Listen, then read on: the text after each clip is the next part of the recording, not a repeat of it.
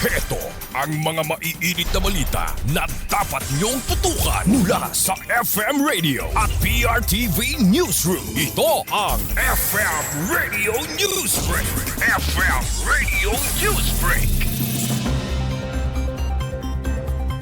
Magandang umaga mga ka-Vibes, narito na ang mga maihinit na balita para sa ating FM Radio Newsbreak.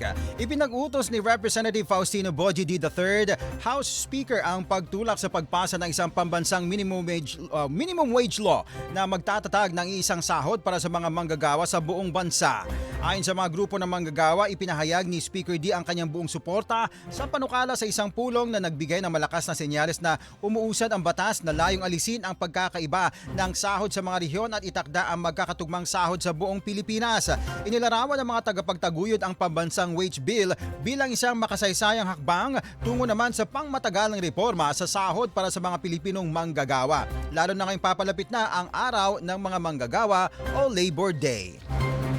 FM Radio Newsbreak. FM Radio Newsbreak. Samantala, sa iba pa mga balita, pinag-aaralan ng Malacanang ang posibilidad ng pagpapatupad naman ng 4-day work week bilang bahagi ng energy saving measures sa gitna ng tumitinding tensyon sa pagitan naman ng Iran at Israel. Ayon kay Palace Press Officer Claire Castro, bukas ang pamahalaan na suriin ang mungkahi lalo na kung lalala pa ang sitwasyon sa Middle East, bagamat wala pang anumang formal na talakayan ukol dito sa ngayon. Nauna nang nagbigay si Pangulong Ferdinand Marcos Jr. ng direktiba sa mga ahensya ng gobyerno at sa publiko na magpatupad ng mga hakbang sa pagtitipid ng enerhiya. Patuloy namang minomonitor ng pamahalaan ang galaw ng pandaigdigang presyo ng krudo. FM Radio Newsbreak. FM Radio Newsbreak. At sa ating panghuling balita, nagpahayag ng suporta ang mga lider ng Kamara sa planong hakbang ni Pangulong Ferdinand Marcos Jr. na suspindihin o bawasan ang excise tax sa mga produktong petrolyo kung patuloy na tataas ang presyo ng krudo sa pandaigdigang merkado. Ito'y kasunod ng paghahain ni Marikina 2nd District Representative Miro Kimbo ng panukalang batas na magbibigay sa Pangulo ng otonomiya na magpatupad ng tax suspension kung aabot sa $80 kada bariles ang presyo ng Dubai crude sa loob ng 3 buwan o may ideklarang national emergency.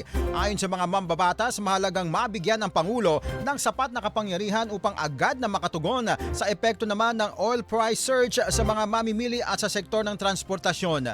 Sa ilalim ng panukalang inihain sa Kamara, maaaring ipatupad ang pansamantalang tax suspension kapag umabot sa kritikal na antas ang presyo naman ng Dubai crude o may ideklarang national emergency.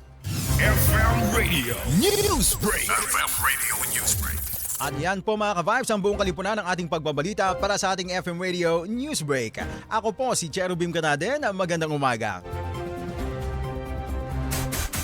Inyong narinig ang FM Radio Newsbreak dito sa FM Radio, Favorite Music Radio.